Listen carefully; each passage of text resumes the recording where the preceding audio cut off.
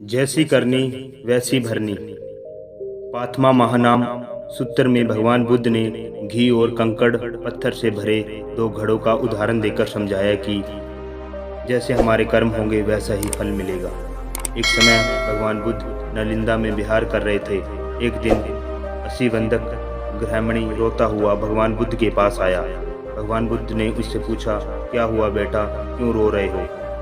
भगवान, कल मेरे बूढ़े पिता की मौत हो गई, लेकिन रोने से तो वह वापस नहीं आ सकते।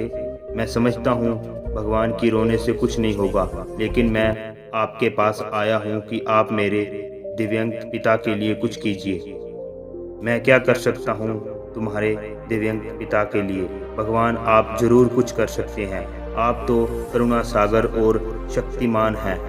पंडे पुजारी, जादू टोना तंत्र मंत्र करने वाले बाजीगर तो मरे हुए लोगों के लिए तरह तरह के क्रियाक्रम करवाते हैं, जिससे मरने वालों को स्वर्ग में जगह मिल जाती है।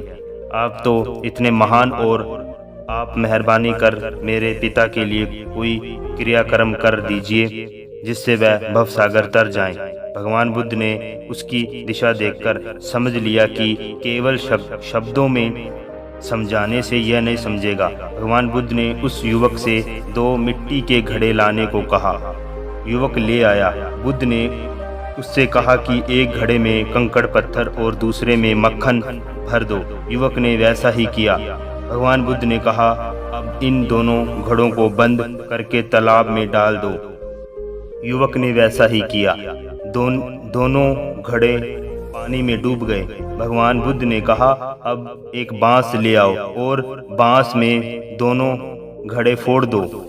युवक बुद्ध खुश था कि इधर घड़े फूटे और उधर उसके पिता के लिए स्वर्ग का दरवाजा खुला।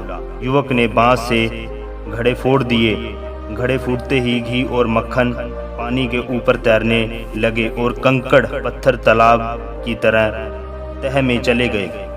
भगवान बुद्ध ने युवक से कहा, इतना क्रियाक्रम तो मैंने करवा दिया, अब अपने पंडे पुजारियों को बुलाकर उनसे तंत्र मंत्र के जरिए घी को पानी के नीचे और कंकड़ पत्थर को पानी के ऊपर लाने को कहो।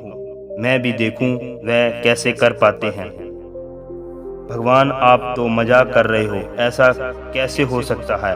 कंकड़ पत्थर पानी से भारी हैं, इसलिए नीचे ही रहेंगे, और घी मक्खन पानी के हल्के में है, इसलिए पानी के ऊपर तैरेंगे, नीचे नहीं जा सकते। यह प्रकृति का नियम है, युवक ने कहा। भगवान बुद्ध बोले, नवयुवक, तुम प्रकृति के नियम को तो इतनी अच्छी तरह जानते हो, लेकिन यह नहीं जान पाए कि तुम्हारे पिता ने अगर अच्छे कर्म और पुण्य कर्म किए होंगे तो उनकी सद्गति ही होगी, और कोई उनके नीचे के लोक में नहीं भेज सकता।